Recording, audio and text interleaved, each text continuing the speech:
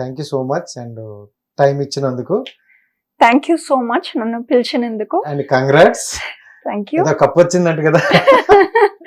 అవునండి, mrs mrs cosmic universe. అది Dubai లో జరిగింది. దాంట్లో నేను విన్నర్ అయ్యాను. సూపర్. సో ఇండియా పరువు నిలబెట్టారు అయితే. అవునండి. నాకు డౌట్, యాక్చువల్లీ మీరు బిఫోర్ ఇంటర్వ్యూలో కూడా నేను చెప్పాను, మిమ్మల్ని చూస్తే ఫారెన్ అమ్మాయిలా ఉన్నారు. వాళ్ళంటారు, ఆటగాళ్ళందరూ అంటారు ఫారెన్ కొంటని. అదే ఇది అనేసరికి నాకు ఒకటి గుర్తొచ్చింది. ఒక రోజు నేను రోడ్ మీద నడుస్తున్నాను, ఇద్దరు అబ్బాయిలు, ఒరే చూడరా ఫారిన్ గుంటా.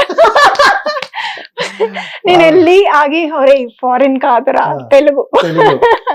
వైజాగ్ వైజాగ్ కదా, అంటే పుట్టింది వైజాగ్, పుట్టి పెరిగింది వైజాగ్, కాలేజ్ వరకు వైజాగే జరిగింది. దాని తర్వాత యాజ్ ఎ ఎయిర్ హోస్టెస్ పనిచేశాను సౌదీ అరేబియన్ ఎయిర్లైన్స్ తో. సౌదీలో కొన్నేళ్ళు ఉన్నాను, వరల్డ్ మొత్తం తిరిగాను. ఇప్పుడు హైదరాబాద్ షిఫ్ట్ అయిపోయాను. సో ఇక్కడ పుట్టినా అక్కడ తిరగడం వల్ల ఆ పోలికలు వచ్చినట్టున్నాయి. అవును. సో నిజంగా అంటే ఒక తెలుగు అమ్మాయి అయ్యుండి నేను తెలుగు అమ్మాయిని రా స్వామి అని చెప్పుకునే పరిస్థితికి వచ్చింది కదా. అంటే మీరే కాదు, బిఫోర్ ఒక 2-3 యాక్టర్లు కూడా. సో అంటే ఆ ఫేస్ కట్ అవన్నీ మీలో అలా ఉండడం వల్లే అంటారా? ఏమో, అలా దేవుడు ఇచ్చారు. ప్లస్ మా మమ్మీ డాడీ జీన్స్. సో ఎలా ఉంది లైఫ్? లైఫ్ బానే ఉంది, కొంచెం బిజీగా ఉంటది. ఎందుకంటే నేను దుబాయ్ లో రియల్ ఎస్టేట్ కూడా చేస్తున్నాను. సో ఇక్కడ కొన్ని ఇంటర్వ్యూస్, నా ఫేమ్ కూడా వదులుకోలేను. అందుకే ఇక్కడికి వచ్చి నా ఇంటర్వ్యూస్, ఏదైనా యాడ్ షూట్స్ ఉంటే చేసుకుని మళ్ళీ దుబాయ్కి వెళ్ళి నా పని చేసుకుంటూ ఉంటాను. నేను ఇంత ఫ్రీక్వెంట్ గా రావచ్చు ఎందుకంటే నా జాబ్ శాలరీ బేస్ కాదు, it's only commission base. So నాకు ఈజీగా కొంచెం ట్రావెల్ కి ఈజీ ఉంటది. జనరల్ గా దుబాయ్ వెళ్తే డబ్బులు చాలా సంపాదించవచ్చు అంటారు. మీరు దుబాయ్ లోనే బిజినెస్ చేస్తారు, ఇచ్చే పొజిషన్ లో ఉన్నారు చాలా వరకు. సో ఎన్ని లక్షలు సంపాదించారు? కోట్లైనా? చెప్పకూడదు. సో ఓకేనా, ఫైనాన్షియల్ గా ఫుల్ సెట్? అవును. అంటే ఎక్కువగా దుబాయ్ లో గోల్డ్ కి ఇవి ఎక్కువ ప్రయారిటీ ఇస్తారంటారు. మీరు ఏం అలాంటి పెట్టుకోలేదు? నేను పెద్ద డైమండ్ ఫ్యాన్, గోల్డ్ ఫ్యాన్ కాదు. కానీ ఎప్పుడైనా ఒకవేళ పెళ్లి చేసుకోవాలి అనుకుంటే అదైతే 90% ఛాన్సెస్ నో. ఒకవేళ అనుకుంటే అప్పుడు కొంటా. ఎందుకని నో? 90% ఛాన్స్ నో అని ఏంటంటే, అంటే ఆల్రెడీ జరిగింది పెళ్లి ఒకసారి, ఇంకా డివోర్స్ అయింది. టాపిక్ ఆల్రెడీ విన్నాను. సో దాని గురించి నేను అడగకముందు మీరు చెప్పేస్తుంటారు, సూపర్. సో అంటే పెళ్లి అయిపోయింది అండ్ డివోర్స్ అయిపోయి అని విన్నాం కూడా. అండ్ అంటే ఏంటి, ఎందువల్ల డివోర్స్ అవ్వాలి? ఎందుకంటే పెళ్లి అనేది చాలా గ్రేట్, గొప్ప. సో దాని నుండి మళ్ళీ బయటకు వచ్చేయడం అనేది చాలా మంది బయట అటు ఇటు మాటలు కూడా అంటారు. సో ఎందుకు మీరు డివోర్స్ తీసుకోవాల్సి వచ్చింది? డివోర్స్ ఏంటంటే, నేను నా ఎయిర్లైన్స్ జాబ్ మానేసి నేను సాక్రిఫైస్ చేసి పెళ్లి చేసుకుని హౌస్ వైఫ్ అయిపోయాను అనమాట.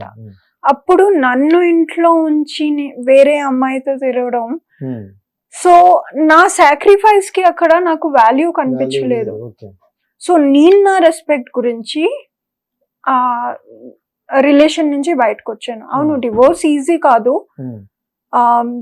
చాలా మంది చాలా మాట్లాడినారు నా గురించి కూడా. అప్పుడు ఒక మాట వచ్చింది, నేను కూడా విన్నాను. అమ్మాయి చాలా డ్రంకర్, సో ఏదో డ్రగ్స్ తీసుకుంటది, చాలా ఎక్కువ డ్రింక్ చేస్తూ హస్బెండ్ ని వేధిస్తుంటది అని విన్నాం. వచ్చాయి రూమర్స్ కూడా వచ్చాయి కదా? నాకు వచ్చాయి, చాలా రూమర్స్ వచ్చాయి. అవును, నేను డ్రింక్స్ చేసేదాన్ని.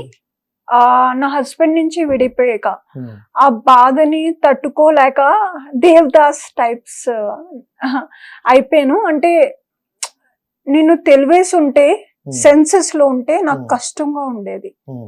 ఆ కష్టం తగ్గాలని నేను చాలా ఎక్కువ డ్రింక్ చేసేదాన్ని. ఆల్మోస్ట్ రాత్రి పడుకునే ముందు పొద్దున్న లేచి మళ్ళీ డ్రింక్ చేసేదాన్ని. కానీ డ్రగ్స్ అన్న విషయం అది రూమర్. నేను ఎప్పుడు డ్రగ్స్ చేసుకోలేదు, నేను ఎప్పుడు చేయను కూడా. ఎందుకంటే నాకు ముందు తెలిసే వాళ్ళు డ్రగ్స్ చేసి ఓవర్ డోస్ అయ్యి చనిపోయారు. సో అది చాలా పెద్ద ట్రామా. అంటే నా ఫ్రెండ్స్ అలా చేసి చనిపోవడం అంటే, మనం మనని ప్రేమించకపోతే అలాంటివి చేసుకుంటాం. సో నాకు నేనంటే చాలా ఇష్టం, నేను నన్ను హర్ట్ చేసుకోను ఎప్పుడు. సో డ్రగ్స్ అలాంటివి అయితే తీసుకోలేదు? ఇంకెప్పుడు తీసుకోను కూడా లైఫ్ లో. డ్రింక్ మానేసారా పోనీ? అప్పుడప్పుడు కొంచెం వైన్ స్కిన్ గురించి. ఓకే. సో అంతేగాని అంత లేదు. అంటే డిప్రెషన్ లోకి వెళ్ళారు బాగా. 1 year నా లైఫ్ లో అసలు నేను ఏం చేయలేదు, ఫుడ్ కూడా తినలేదు, నేను ఓన్లీ డ్రింక్ చేసేదాన్ని. ఫుడ్ ఉంటే తినేదాన్ని, లేకపోతే అలా పడుకుని ఉండేదాన్ని. మా మమ్మీ డాడీ చాలా భయపడ్డారు. నేను సూసైడల్ థాట్స్ వచ్చేవి, ఏమవుతాదో. కానీ అదొక ఫేజ్ అందరి లైఫ్ లో. ఆ ఫేజ్ వల్ల నేను ఇప్పుడు దాన్ని యాజ్ ఏ రివెంజ్ గా తీసుకొని సక్సెస్ వైపు వెళ్తున్నాను.